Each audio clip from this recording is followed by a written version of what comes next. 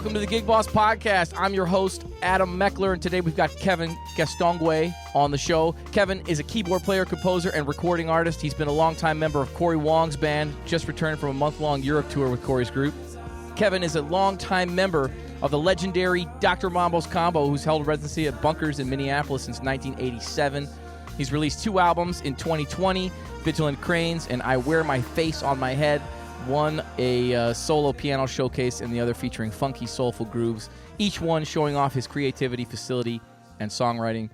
We've played together in a whole bunch of contexts over the years. I'm pumped to sit down and catch up on all the exciting things he's doing. Welcome to the podcast. Please welcome to the podcast, Kevin Gastonguay. Hi. Hi. How are you? Good. So how did you get into every band? When I think of Kevin, it's like every band I see, it's like, how is Kevin also in this band? What do you attribute to that? You know, like you play with the New Sound Underground, the Combo, Alex Rossi, Cory Wong, Nookie Jones for a while. You have that organ trio with JT Bates, who's another like local Minnesota hero who just played on Taylor Swift's last album. Yeah. I was always amazed that you had all your music memorized. You know what I mean? Yeah. Yeah. Like, did you make a conscious decision to start memorizing tunes? Was it like because you were just playing in so many bands, you memorized so many tunes, and that's what helped kind of get you there? Like, can you talk about that a little bit? Yeah. No, that's a great question.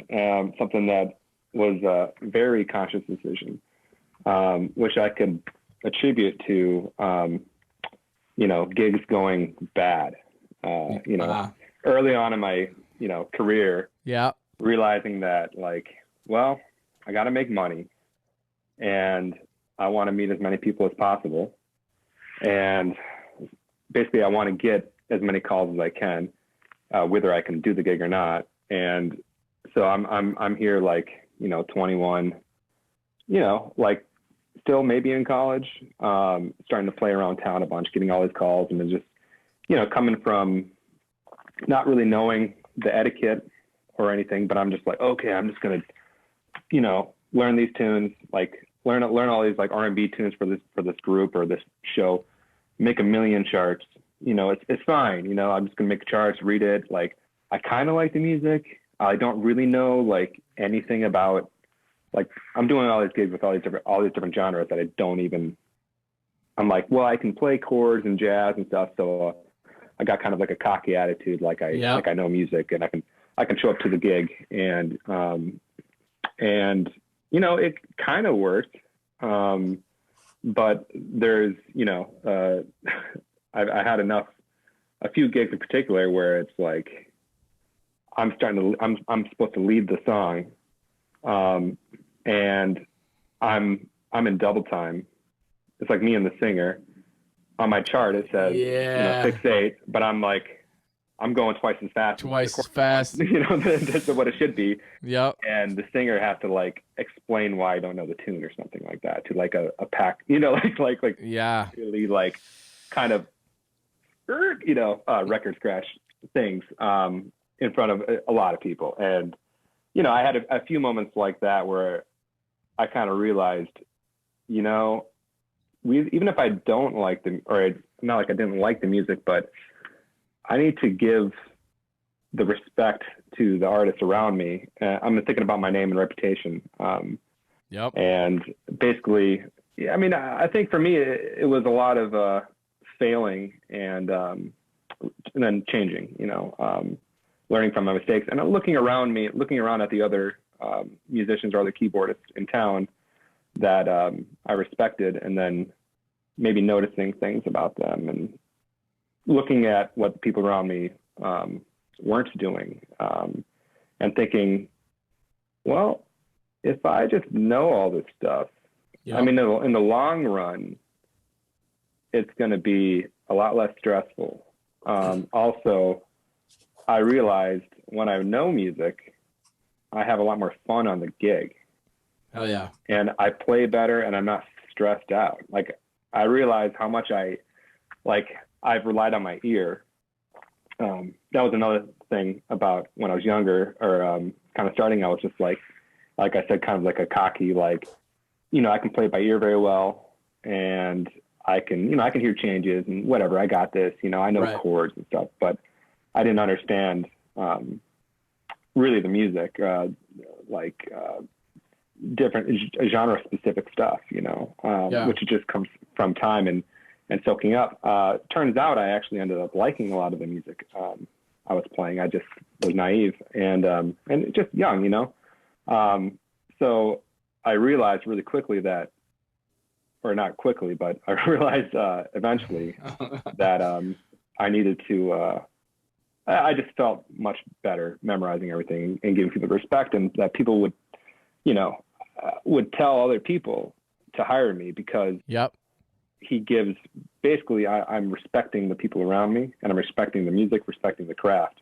Right. And it's like, well, and then realizing like, well, I want to be a keyboardist, right? Like that's my job. So I'm going to be good at it, even if for gigs that like are just random people are calling me. Like it was like, I'm looking at this, like, it was just like, okay, a long-term approach.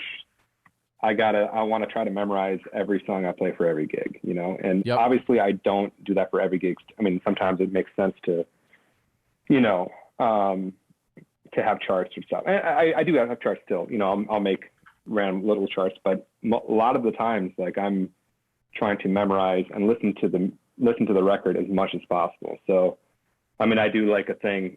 Right now I'm learning Sam Greenfield, Yep. his music, which is a guy that would be a good guy for this podcast. Incredible sax player. Yep. And we're going on the Kaz cruise in a couple weeks, which is in Europe. Yep.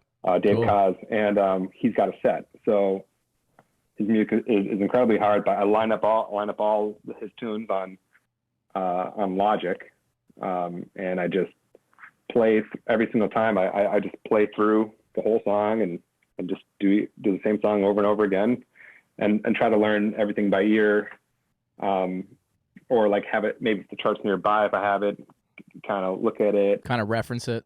but just basically play everything to the track. It's like the classic stuff, like get with the tapes, kind of thing. Yeah. But like I really, through failure, I feel like ended up being like, okay, I need to play along to the music for every gig I do.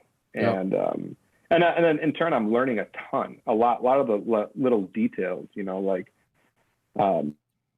if you look at a chart for a Steely Dan, I did a Steely Dan cover band gig or whatever, and I memorized like everything, Wow. Showed up as a sub, Yep. It was like, yo, what's up? I got you. I got you. And but there's so many little details that aren't in the chart that are like so keyboard specific, and in turn, I'm learning more about music. My ear is improving, and I'm also, and other people are going to talk about, yo, this guy is serious, he shows up. And so I guess the whole thing is about reputation, hoping that other people are going to give you work, I guess, based off your own reputation, it's interesting, man, because you talked about like, I know jazz chords, and so I feel like I can just do it. I think there is a certain attitude in the jazz community that, you can just show up and read stuff. And that's good to be able to do that, of course. But I remember hearing a master class not long ago. I think it was Christian McBride, maybe, and he was talking about like how he learned all the music to this one big famous artist that he loved, and his suggestion was pick an artist that you really love, and maybe that you have access to, somebody you can see, somebody that's in your local scene, and just memorize all their music. And then go to them one day and just be like, I got all your stuff memorized. If you ever need a sub, And he's like, I got this he goes, I did that with this one artist, and I got this random call, and they went deep in the book. They were like, they started calling tunes that they don't usually play in weird keys, and he's like, I had all of it. He goes, so it's like I had the gig for for the rest. That's how I got the combo gig. Basically, is Bill Brown, the keyboardist of the Dr. Mambo's combo, was getting like shoulder cup surgery. And Michael, I think Pitar and Cory are kind of vouched for me to Michael Bland, and he's like, oh, give him a shot, And I was like, well, if I show up I showed up, I had learned like 50 tunes, Yep. showed up everything memorized, multiple keyboards and stuff, and like if I show up memorized, like, I mean, there's not a lot of other keyboards in town that actually do this gig. There's like really not maybe there's one sub or something, but like I can grab the sub gig just because I know the music. I know that they're going to call me just because I know the music, even if I suck. Yeah. Like they probably which you don't, of course. Yeah. But like even if it's just like, well, he knows the gig, so and I'm like, oh yeah, I know the gig. Like I feel comfortable. Like, what's up? I know the stuff. Like I gave you all this. I showed you this respect. Yep. Of spending hours of like, you have no idea how long I spent working on this, Yeah. but just, just to show up and just be on the level as everybody else, to a certain extent of, at least knowing the tracks, knowing the stuff, showing that you like the music and you care, or showing that you care, Yeah. And then if you have, if you can solo and whatever, and have some experience in groove, I guess that matters too. But just knowing the stuff is a huge thing for so many bands, like for subs. So yeah, a lot of it is like inching in, getting that sub gig, thinking like, no, this is one gig, but it could turn into a gig. You don't know who you're going to be friends with, or like what relationships are going to be long term. Like, it could happen anytime where you meet somebody, and that could be a thing that really changes, like, it changes your life to a small degree or a large degree, and it's, well, just be your best self, I guess, what it comes down to, as much as you can. And if you, like I said earlier, like, we want to be musicians, right? So,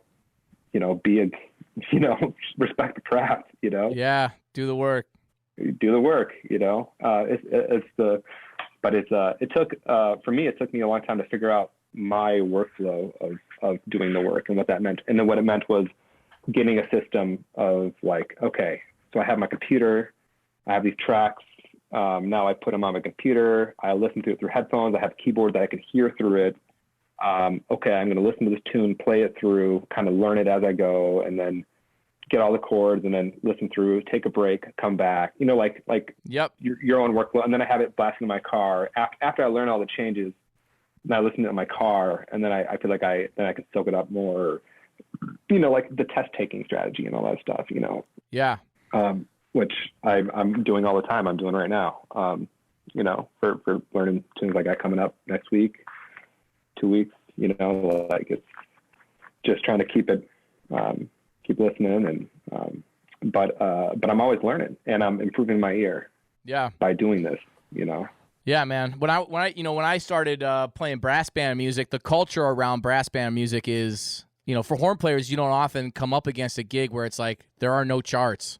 Here are recordings. You got to learn it. You know what I mean? Yeah. And like that was my first experience with that. Man, it was great. And I was in my master's program, and I remember being like, I don't have time. I remember feeling like I don't have time for all this. It's so many tunes. I don't know how I'm going to remember everything, And I was like panicking at first, and then the more I did it, and like you're saying, it's like I figured out a workflow. I was listening all the time. I mean, it's like you really kind of have to absorb it from multiple angles.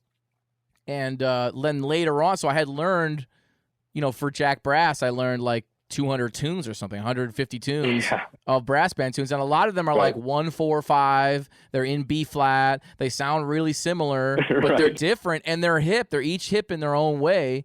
And for me, one of the things that helped was memorizing all the lyrics. That was something that I really put on the back burner at first, and then later on I was like, oh, if I know the lyrics, I know the melody. So like then it helped me to like know the tune better, to know the lyrics. But man, once I got the call with Youngblood, it was like, hey, we have 5 shows at South by Southwest. We need a trumpet player.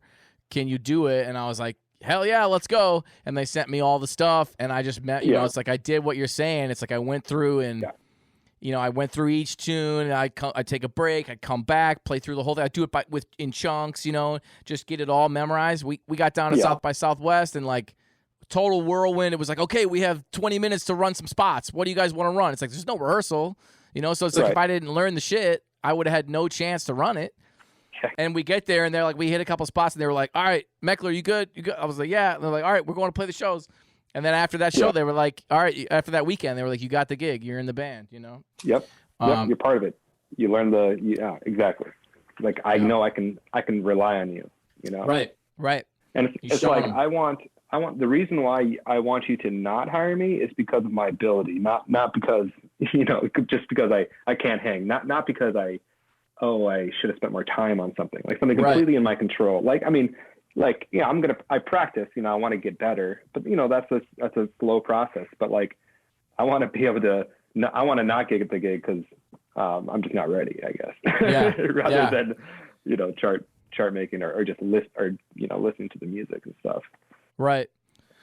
To me, like, this is the real stuff. I'm also curious, because I've been saying this to some musicians recently, that the hang, just being able to hang, being around, being fun to be around, being a nice person, being kind, it's like that's also a part of this. It's like, of course, like, respecting the music, putting in the time, really knowing the stuff is a huge part of it.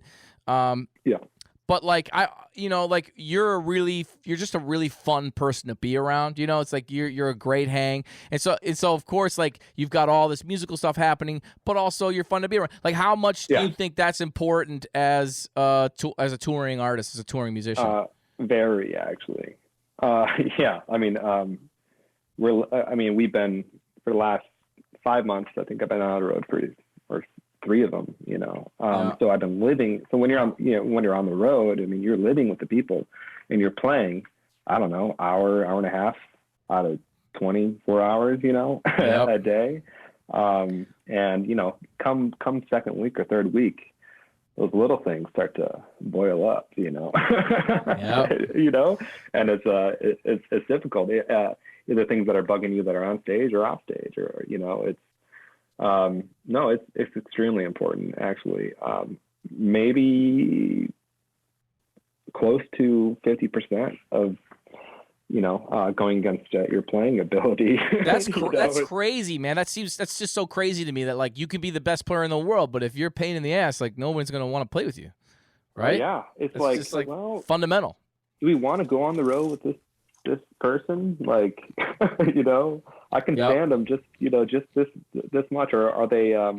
Do they show up? Are they going to be, you know, getting wasted every night or before? Or like, are they liable that way? Are they going to show up at lobby call, or can they just do basic things on their own? You know, how self-reliable are they? You know, reliant. You know, and all those things, you know, matter. But I think you have to be able to kind of look at what is asked of you in any touring gig or whatever, and kind of adapt and kind of see what you know, just kind of adapt to your surroundings, and just try not to make other people, especially the boss or the tour manager or whatever, stress out about you. You know, like, what are they asking of me? And try to you know, just not you know, not be an ass, you know. You know, basically. But I was having a big conversation with Johannes about this, because he just came on the Johannes Tona. Great. Yeah, I just worked with him on a festival. We just played a gig 2 days after you guys got back. Something. Nice. Yeah. I saw a picture of that. Nice.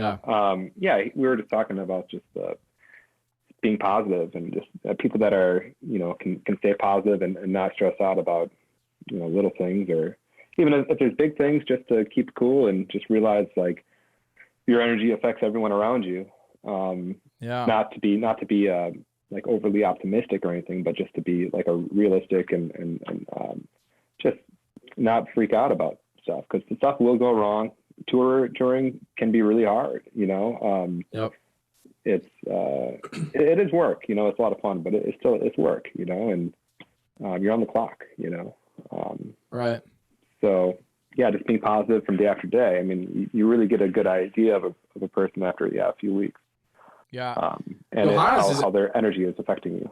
Right. He's another one of those guys that he'll just learn everything before he gets to a gig, you know. And I've hired him for a bunch of stuff that's like heavily composed. You know, my quintet stuff is pretty heavily composed, and he just comes in and knows it all, you know. Yep. And then when we're rehearsing, it's like, it's less like, oh, you got to do this thing here. And you can immediately go to a deeper level musically. Exactly. With people like that in your band. It's show up to rehearsal, gig ready, practice at home, practice at home. Practice at home. That was my experience. I rehearsed with Johannes for Sammy's gig.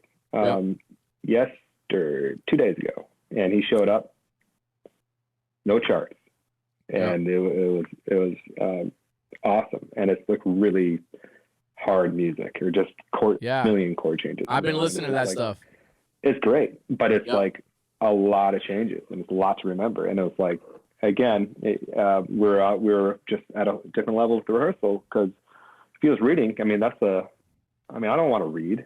I play better when I'm not reading. Then I got a chart in between me and the music, you know what I mean? And I want to just, I want to play, I want to have fun and play and show my best self, and that'll be when I know the music, just straight up, man. Yeah, totally. I'll have the most fun. I'm not going to get anxious about the gig. I want to be able to roll in.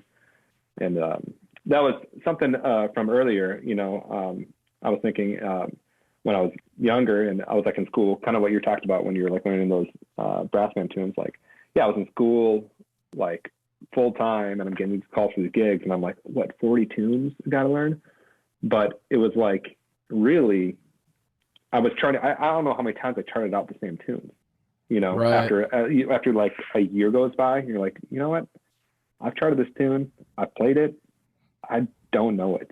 I've like listened to it like one time and then charted it out and then showed up at the gig, and I've listened to it like 3 times. The 3 times I played it at a gig, and it's just like, well, if I like realizing there's like for every genre or whatever, there's like 100 tunes, that everyone plays or whatever, right? Ish, generally or whatever, sure. Or with like different circles of people, they play certain tunes or whatever. But it's just like, how much, if I memorize stuff, how often is that same tune going to come up? And it's a lot, So right now, I can walk onto, in certain groups and styles of music, I can just walk onto most gigs and just know the stuff, and then I'll play better and I'll be less stressed. Like, oh, I got this gig coming up. Okay, well, I've already done all the work. Let me just do a quick refresher, Sure. And it's just. I was gonna ask, do you find that you quickly recall tunes that you learned a long time ago that you haven't played in a long time? Like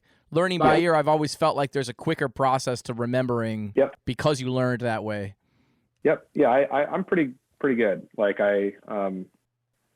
we just did. I remember stuff for quite a long time. It seems, even if I don't remember the first chord, it's like it's like once I get into it, it's like, oh yeah, this is all coming back. Right. It's just happened recently where I was playing a gig and they were like, do you know this? I'm like, it was a combo. Yeah, it's like a tune that we played 4 years ago. It's like a Prince tune.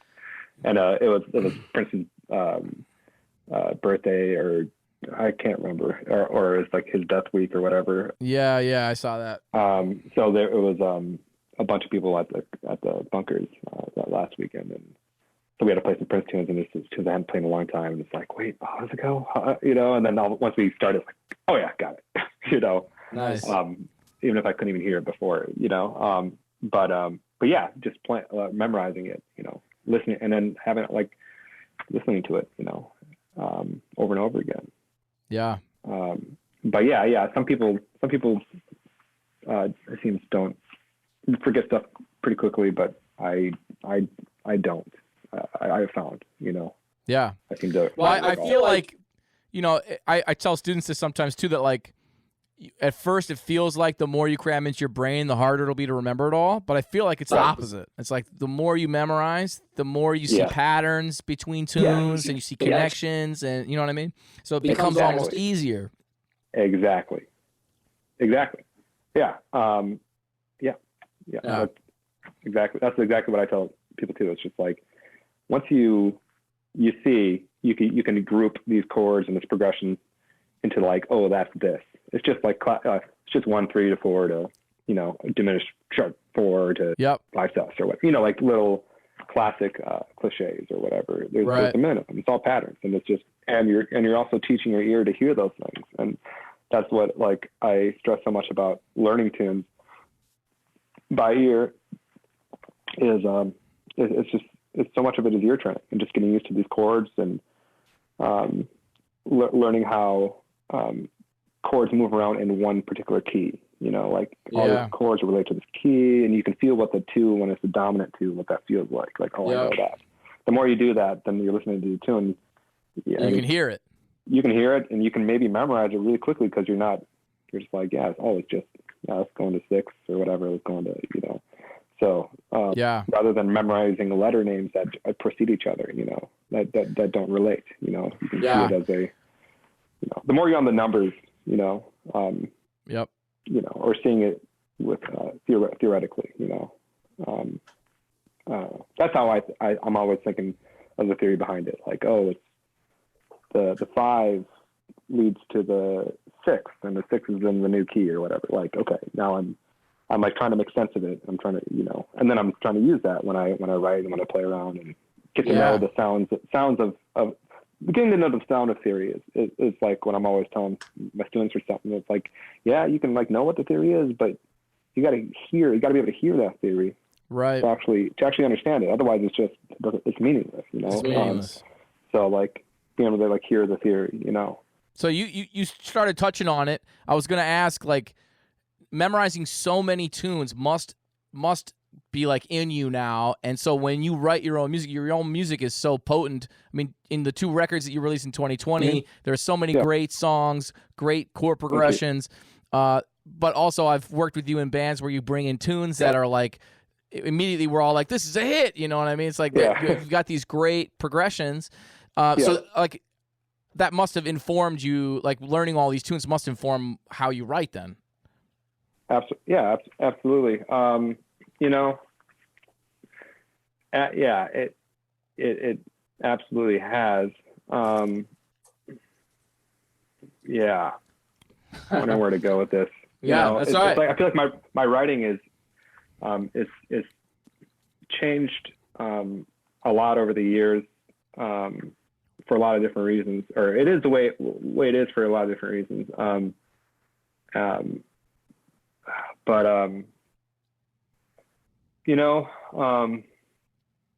I feel like often, especially when I was younger, I was always trying to write stuff that was beyond my ear. Mm-hmm. Like, you know, I'm not used to hearing that chord like there, like a 7 dominant leading to the 1 major or something. You know, like, oh, that's cool, that's hip. I haven't like really discovered that. I'm gonna write with that. You know, a couple months go by, I'm not impressed by that anymore. But I was like writing it because I was psyched by it. And if you keep chasing that thing, you're trying to write stuff that you haven't like used before or like heard much of, and you quickly, I think, end up. For me, I was just trying to write stuff that sounds different, and at one point I decided, I was wondering, like, am I just trying to write stuff that sounds different? Like, is this actually stuff, like, is that the point of it? Like, what is the actual point of what I'm writing? Is it just to sound different, or to be, is it because it's different to me? I mean, it's like, I think it's cool but it's only cool to me until I get used to it, until I'm impressed by it. You know what I mean? Sure. It's like, it's kind of a funny thing. You know, you're talking about like writing sort of ahead of your ability. I feel like I've been doing that for years. And now, so there's this great Ira Glass who has that quote that says like, you know, your taste is what gets you into the game. You have good taste. Your ability hasn't really caught up to your taste yet, right? So there is an element of totally. Of like you're hearing certain things, or you know you want to sound a certain way, and you're trying to get there, and over time your ability level catches up with what you're hearing, you know. And like I feel like I'm in this place now. I'm almost 30, I'm 37, and like been playing my own music since the beginning of being a professional, and I now feel like this new band with Johannes on bass, my quintet. I've changed up all the personnel. I wrote a whole bunch of new music, and this is the first time where I feel like I've caught up with what I'm hearing. You know what I mean? Where I'm like, it's actually happening the way I imagined it in my head 10 years ago, and couldn't get it to sound. And part of that is personnel. Part of that is me. A big part of that is just me being able to do the thing convincingly. You know what I mean? It's really, I find that to be a fascinating piece of this puzzle, and that's the journey all of us are on, and we're kind of all on this different part of that timeline, but everybody's on that timeline, right? Absolutely. And I think that's a really fun way to learn music and learn theory and learn if it's interesting to your ear. I mean, you're talking about your taste and stuff. That's it's like, I like that. Like, why do I like that? You know, I'm going to write with that. And I mean, it's like an assignment, you know, it's like, ooh, I like that. I'm going to use that. I'm going to write a ton with it, and I'm going to explore it. And then a couple months later, it's in your bag and you have it. You can own it, you know, and then move on to the next thing, you know? Right. And that's a great way to write a bunch of stuff. You know what I mean? That's kind of what I was going with earlier, is like, you know, I've done that, or I did that for a lot of, I still do it, but like, I've also, I think a lot of the stuff I've written lately has been stuff where I sit down at the piano and it's like kind of first thought, best thought type of stuff, where it's like, I'm playing basically what I'm trying to play, just what I hear, and I'm just kind of focusing on playing melodies that I like, you know, like stuff that feels good to me, you know, a little bit, rather than sounding, having it sounding interesting to be the number one thing. It's been kind of a little bit more on, you know, the vibe, you know, and the mood and stuff, and which is fun, you know, like we're talking about writing and stuff. Like, I could say, okay, I'm going to write 5 tunes. First tune I'm going to write is based off of something that I think is really interesting, or something that's like a little bit outside of my hearing, or something I discovered while I was playing. Oh, that's like really cool. It's cool to me because I haven't heard it before, or I haven't played it before. I'm going to write with that, or, you know, that whole thing we talked about earlier. I'm also going to write a tune that is, you know, really soothing, you know, or like having different starting points or like goals for different tunes, you know. And they all are valid, but you might get very different results. And I'm very interested in that kind of stuff. My first record was all solo piano, and it was all like kind of like 4-part-ish harmony, kind of, I guess. It's a lot of the chords had 4 notes in it, I guess. And it was kind of a study, really. It's just me sitting around and really doing, like, we're writing, I'm like, ooh, got this little measure.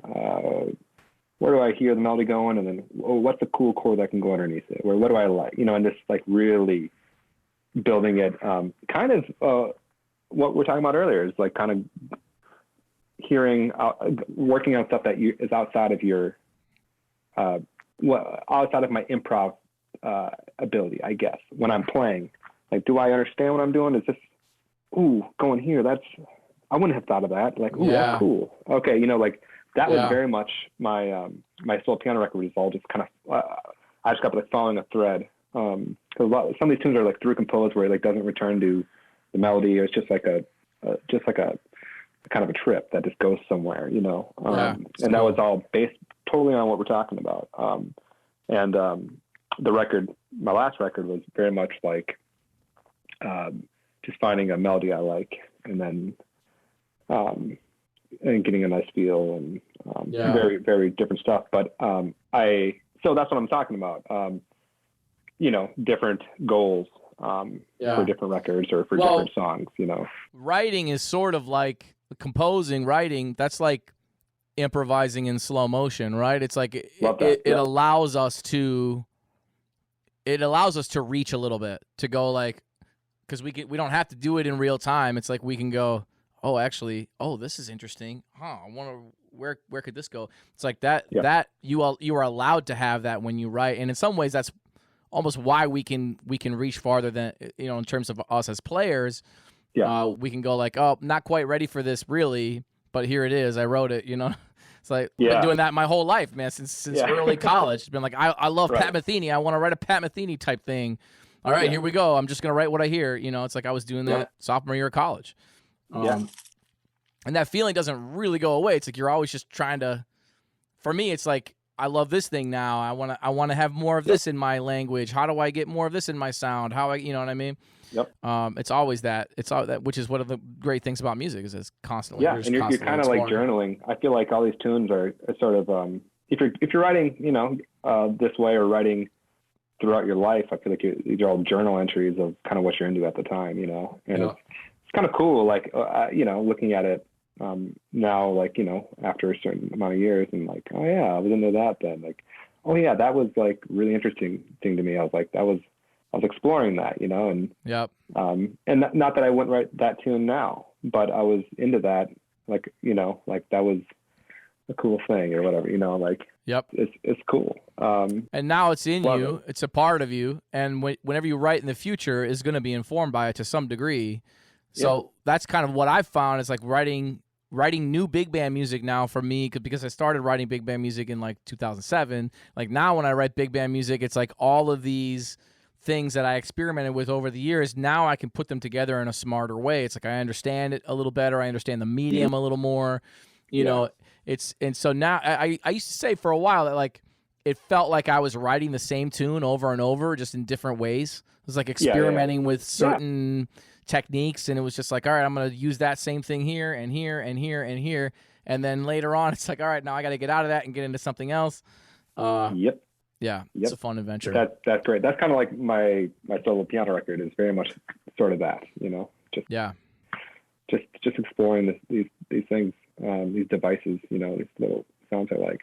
I can imagine with the big band stuff, like, because you've done so many arrangements. I mean, it's just what it, the more you do it, it's just you get so much more informed, and it's just it's interesting what happens to your ear and your goals about what you're writing and trying to do, And it's a long-term process, man. Like I don't know that I don't know that I could really see that when I was younger, that it's like, hey, you're going to continue to get better through, like, that doesn't end. That doesn't ever end. As long as you continue to go after it, it's like you're going to keep getting better. You're going to keep understanding the medium in a deeper way, Yep.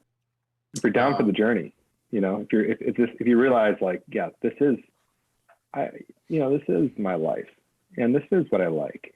I could do this. This could be. Is this a life worth living? You know what I mean? Like, I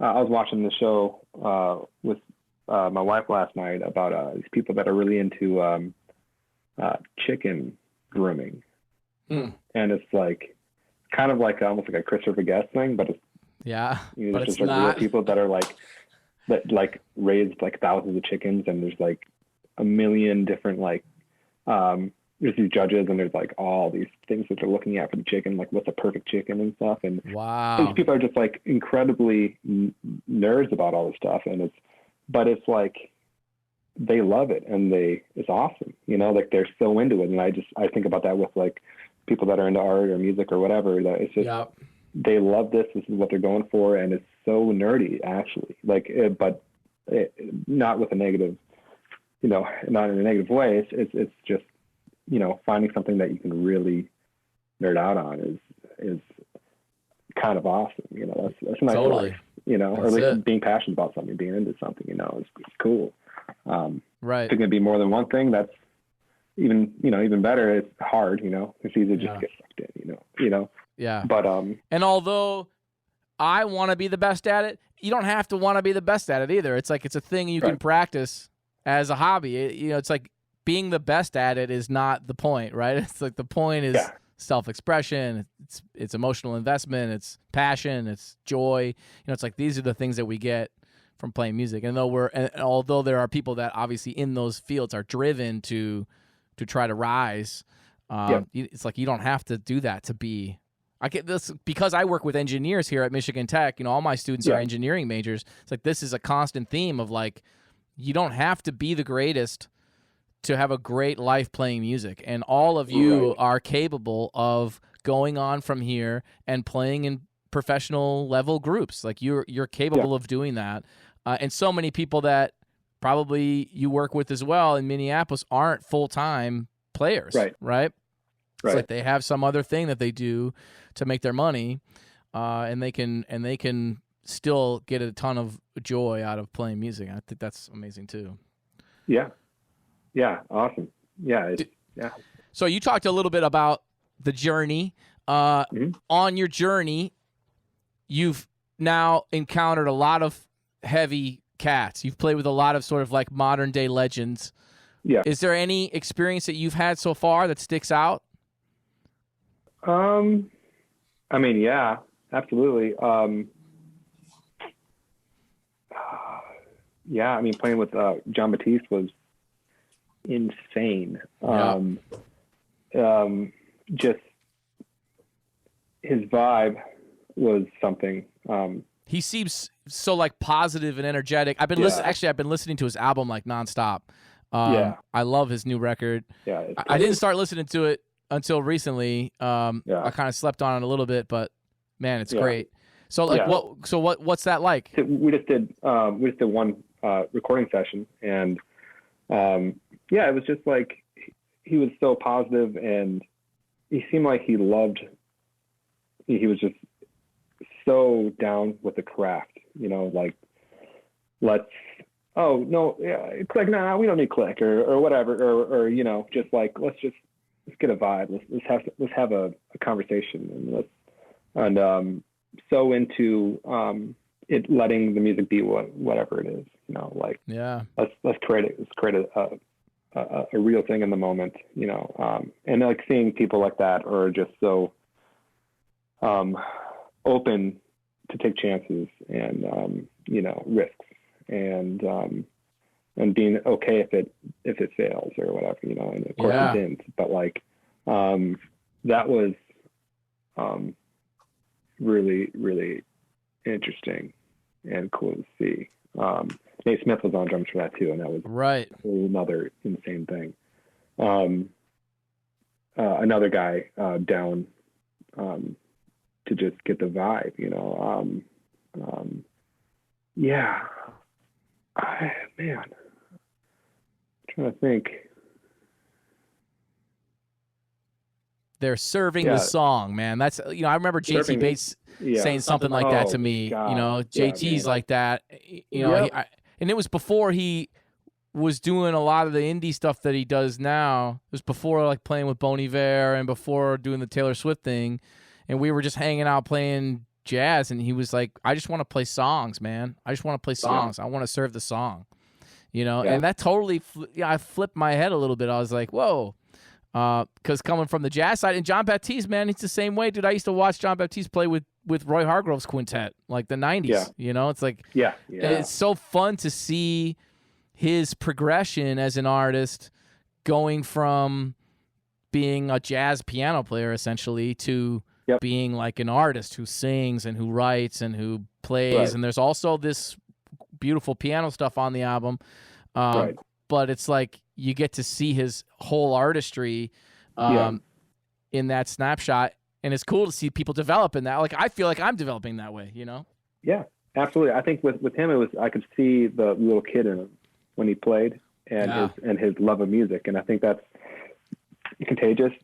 And I think people around you, when you're playing or watching, it's just like, oh yeah, you feel like there's a sense of authenticity to it, It's like you can hear the knowledge. You can hear the years that he spent, in New Orleans, and like you can hear it.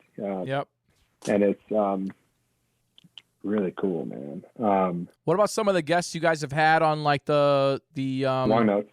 The Wong Notes, like Victor Wooten or somebody, Victor. Vic. Vic.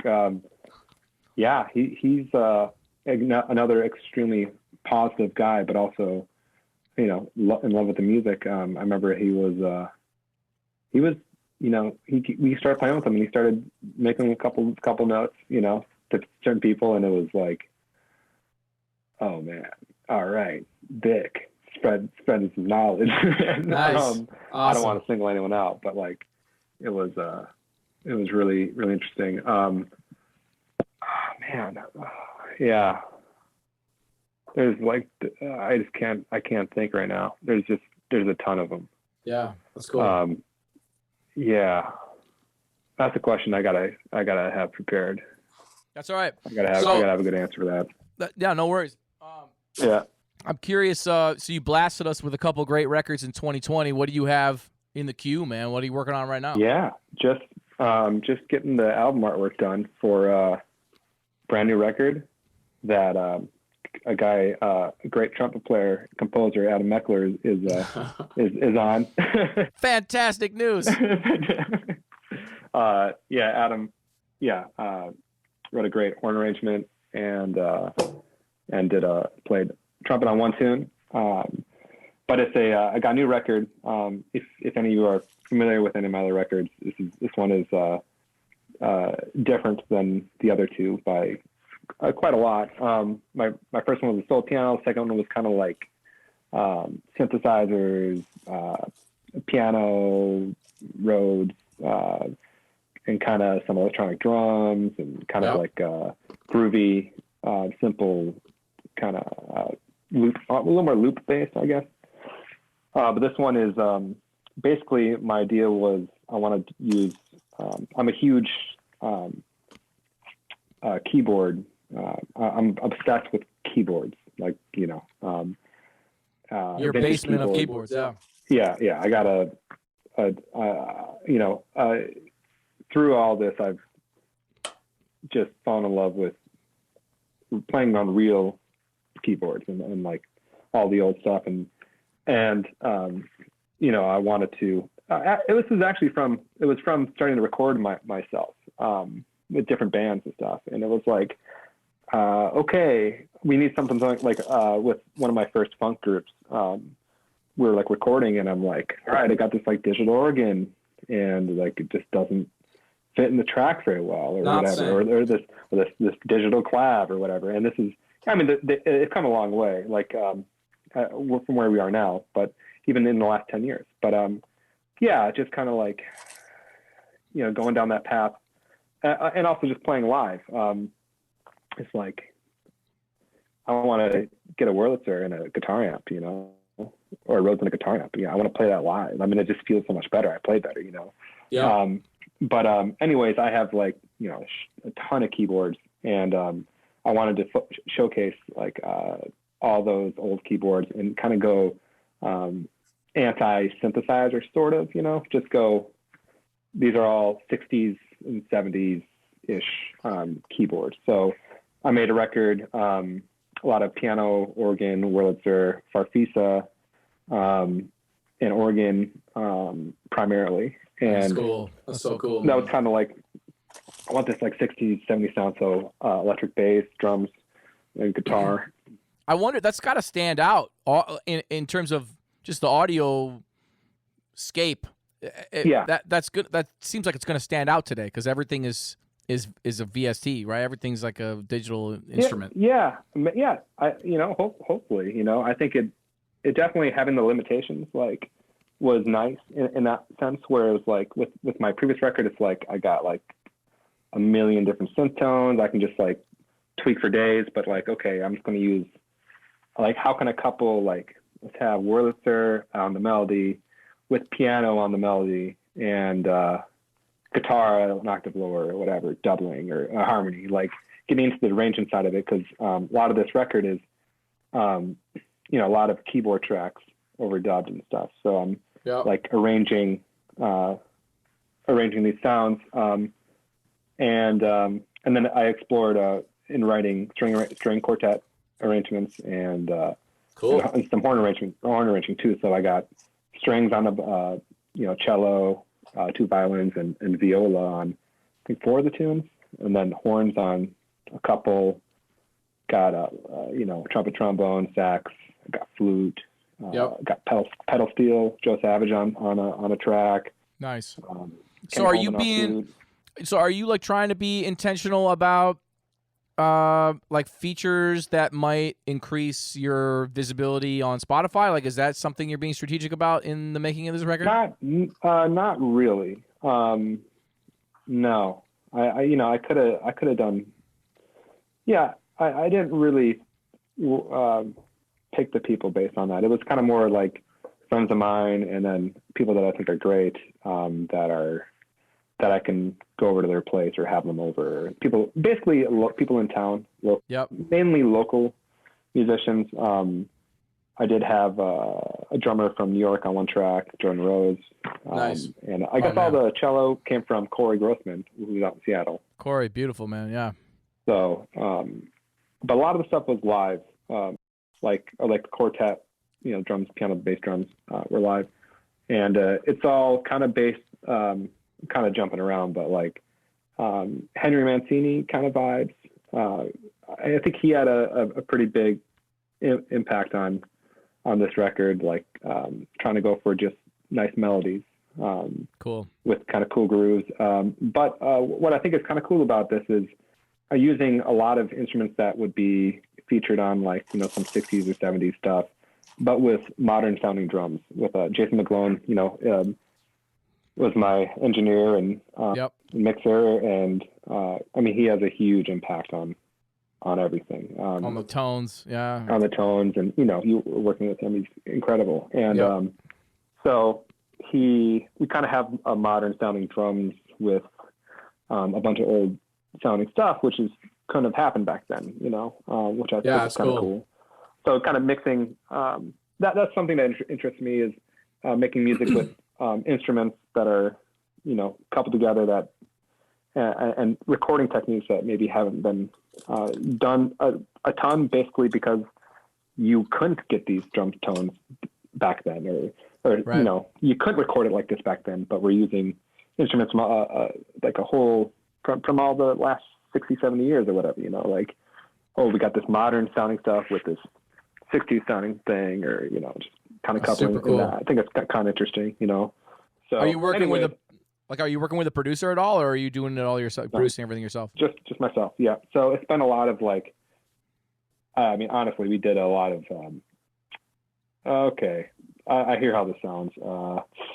I'm gonna go back and redo this, or I'm gonna have this guy redo this, or this person redo this. Like, it was a lot of that, and I think every time I did that, it wasn't we were making it better, and that's the whole thing. Like, right, are we making it better or making it worse? But having having Jason there, as kind of like the voice of reason, is very helpful. Just to make sure, like, am I crazy, or can this be better? And he's always pushing me to.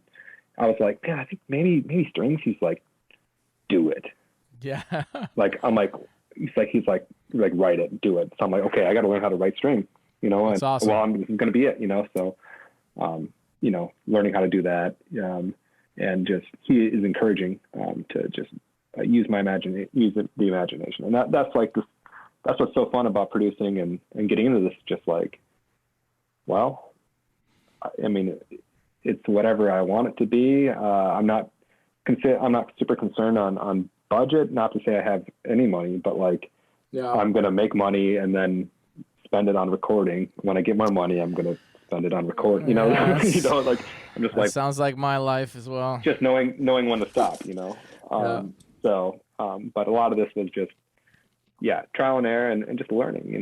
Trying to make records. And I just love the process of it so much. I found. And so, I love doing it. For this record, no, I didn't focus on. I haven't really focused that much on promotion or any of that stuff yet. I'm gonna finish the artwork hopefully this week, and I'm gonna try to release it in like a month. I'm gonna try to do a couple promo things. I was gonna ask, are you gonna track by track it, or are you gonna do a whole record? I'm gonna do two singles. I got two singles, and I have Andrew Tompton sax player from Purple Funk Metropolis. He's like a graphic designer guy, video guy, and I hit him up and saw if he'd make a video for me. He does these cool, like really cool, funky like videos. So he's working on a video right now, and it looks pretty cool. So awesome. I'll have a video for one of the tunes, which is cool. Yeah. And otherwise, I'm just gonna release it and just kind of get it out there so I can move on. Just yeah. Yeah. Get it out so I can move on. That's such a musician thing to say. Yeah. Get it out, go on to the next thing. Yeah, I want to get it off my plate. And yeah, I mean, I love the experience of making it so much. If anything, we'll see if anything happens. I could probably do a lot more I know I can do it way more things to promote it. And, typical, musician, not really, spending the time on all that stuff. But yeah, well, it's like you work with one of the masters of that. So I did wonder, have you taken any cues from what Cory does? Has that influenced how you're doing things at all? It's like, well, I think so much of it is seeing how much work he spends and be like, man, I don't think I can do that. Yeah.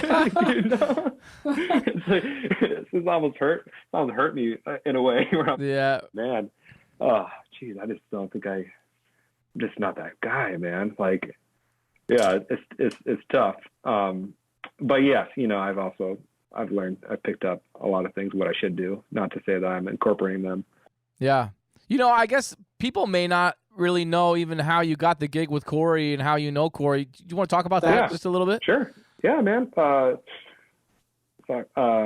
First day of college, walk in to my ensemble.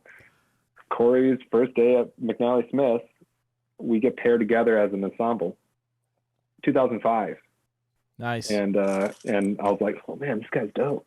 Probably didn't use that language back then. I was probably like, this guy's cool or whatever, You know what I mean? This is like, yeah. So 2005, we met, paired up to the jazz ensemble at McNally, and we just started playing together, and that was it. We've just been playing together. So we were all back. Cory wanted to be Pat Metheny. I wanted to be Brad Meldau, and or Chick Corea at the time. Really, it was like, and then it was kind of Brad, and but we're super. We're in music school, and we're both writing together and writing tunes, and we Cory landed a gig at the Artist Quarter, which is now KJ's Hideaway. KJ's Hideaway. Yep. And we opened for the organ group on Tuesday. I remember that. That was like a legendary Tuesday night residency. Yeah. We, for free, for no money, we played for 6 years every Tuesday. Wow, 6 years. Yeah. Man. And it was me and Cory, me and Dan Musselman kind of split the keyboard chair, and then it was Zach Schmidt on drums, and like it'd be like Jose Pena or Andy Schuster or just a bunch of different bass players. But we played original music, mainly mine and Cory's, and cool. Maybe someone else's, and then we'd do some standards or whatever. But just young, wanted to play. Jazz Club gave us a gig for free. Yeah. But it was Bill Brown and Billy Franzi at the time, Kenny Horst, who Bill Brown and Franzi were in the Dr. Marl's combo. They played every Tuesday at the Artist Quarter, and it was like they played like R&B stuff, funk stuff on Sunday and Monday, and then Tuesday they'd play jazz, like organ trio jazz, and like that was like super impressionable on me. I was like, that's so cool that these guys can play that kind of music and then come over here play this, and they just clearly love music. Right. And then later on, I took Bill Brown's seat. Bill Brown left the band, and I got to play with Billy Franzi until he died. The combo, and that was like I watched him growing up. I watched him, and he was, I learned a lot from him just watching him, and then playing with him was incredible. He had a great energy. Just loves to play. Guy who loves to play music, and that's like the people that it seems like I like to play music with the most, or just people that really like me. I mean, obviously, Yep. But you can tell, JT, you mentioned JT earlier, and it's just like, I feel like I've been playing with him now for maybe 4 or 5 years, and his ideology is, I feel like, made a pretty big impact on my what I'm into too, and just like seeing a guy who's so great but is so down for making music no matter what style it is, whatever tunes they are, and he's it's been really cool playing with him and learning from him. And like what we do like Grateful Dead gigs, like where we're playing tunes, like with him, and he's down, and we're like just, and then we'll do a jazz organ gig, and then we'll do like a meter thing or whatever, like all these different styles, and it's just, he's just down, but a person who clearly loves music, and is not, doesn't look down to I think, I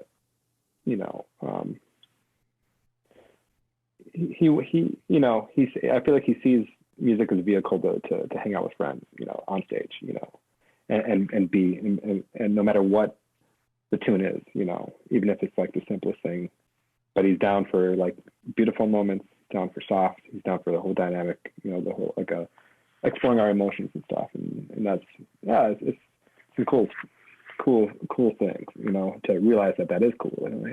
That's cool, man, Yeah.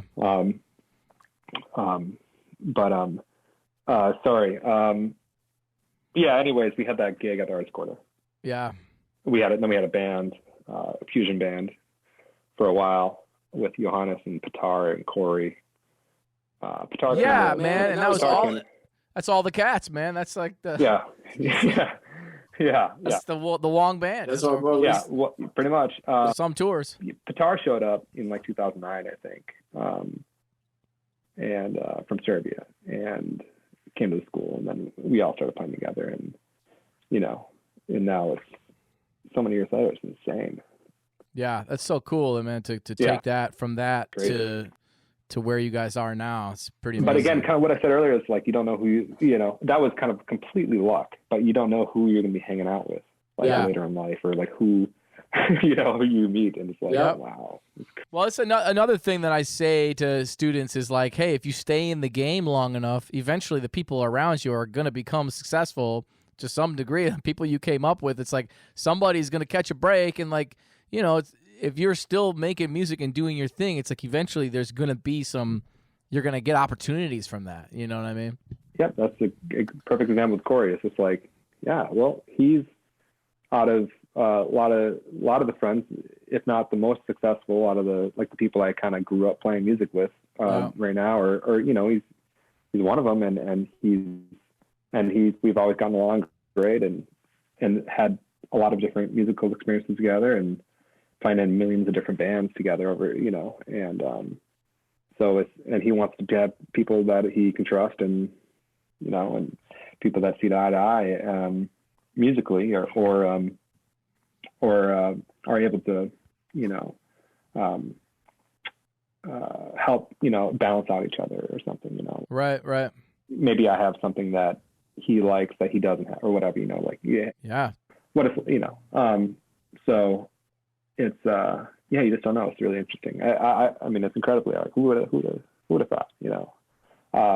But old friendships, man. It's crazy. It's cool. Super cool. So, hey, if you were talking to a group of young students who want to be maybe young musicians who want to be pros, talented high schoolers, maybe, what advice would you give?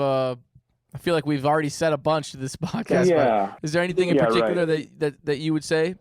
Yeah, I mean, kind of back to what we're talking originally. I mean, to sum it up, well, I mean, it's don't skip on playing along to the record. Listen to as many records as you can. Play along. Try to figure out what you're into, and then figure out if you're not into it, and don't pursue it. Yeah. Save the money. Sure.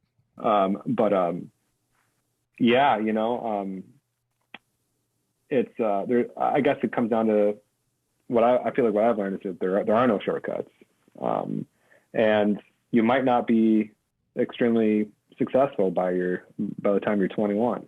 You probably won't be, you know, but that's okay. Like, I think kind of what we've been touching at is having a life in music. Yep. And that might not mean you're making stacks or you're famous or whatever. Like, but what are your goals? What is the point? And I think what I've learned is that it's, I feel like I've lived so far a happy and good life by trying things and exploring music. And, you know, if you, I guess it's, my advice are always like, try harder, look around you and try harder than your friends. I love that. You know, try harder than, and like look around to, like for me, it's like looking around at the keyboards in the scene. Well, if I try harder or if I do more work, I'm probably going to get the gig. And then all of a sudden I'm in a new circle of people and I'm looking around at them, because I wouldn't have got to that circle of people if I didn't. Oh, I just wasn't ready to be playing with those people yet, because I wasn't displaying. I just wasn't ready for it. But all these people I'm playing with now are approaching the way that I am, the way that I decided to become, you know, right. Like, it's like, look around you. Like what I have found is that it's easy to get comfortable with when you're looking around, like say the musicians who you're playing with, and you're like, okay, this is the bar they're setting. It's show up to the gig. Doesn't matter if you learn the music, whatever, like who cares? Let's just have fun, you know, like, yeah, you know, but it's like, if you can't treat music like that for every gig. And if you don't, all of a sudden you're going to be playing with musicians that really respect the craft. Yeah.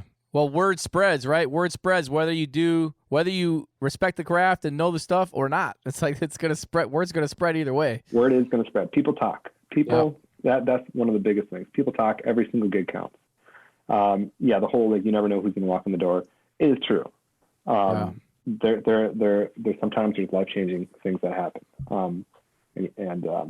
But you just treat yourself, treat your friends, treat music, treat the craft with respect. Like I said, try harder. Learn the music. Try harder. I feel like we should make a T-shirt that says "Try harder." Yeah. Try harder. Yeah. You know, I mean, I have to try harder too, man. Hey. It's just like, no one's exempt. But yeah, I think for young musicians, it's like, get with the tapes. Yeah. Learn by ear. Yep. Learn from recordings. That's